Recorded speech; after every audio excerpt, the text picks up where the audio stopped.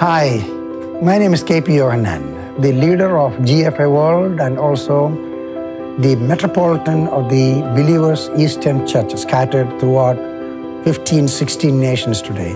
I was 24 years of age when I first came to the United States to spend some years for theological studies. Within a short time, I was being called to pastor a church with a couple of hundred families. But all of a sudden, I realized that half of the world never heard the gospel where I come from. I saw them 8 years. I lived with those people. Finally, my wife and I decided that we'll resign from our congregation and give our life to talk about people that need to hear the gospel. And that's how GFA began. We started with 24 workers that were serving the Lord in different countries. Now, by the grace of God, we have, over 12,000 serving the Lord and 15,000 well-established congregations. I didn't know this was all going to happen, but God did it. So the kind of things we do, we have literally thousands of medical camps established every year. Any medical camp have 1,000, 2,000 people come. We don't take any money from them, but that's an opportunity to care for them and share the gospel. And then, of course, we have what you call Bridge of Hope, which is my great burden.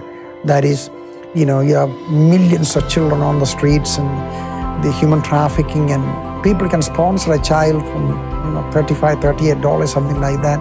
And it helps cover education, food, clothes, and everything. And a missionary too, or a worker. And I really like to see at least 500,000 children rescued.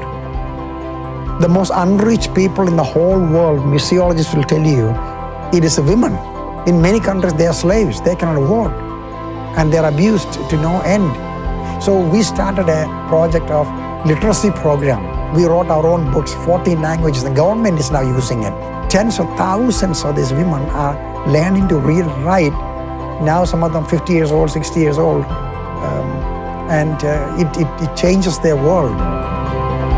GFA has done more clean water drinking wells than any other organization so far. We call it Jesus Well.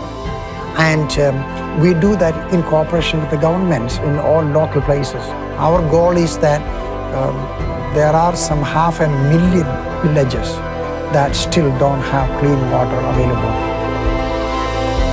Our topmost priority, take the good news, the love of God, to places that they never heard it before. Together, we are making a difference. Thank you.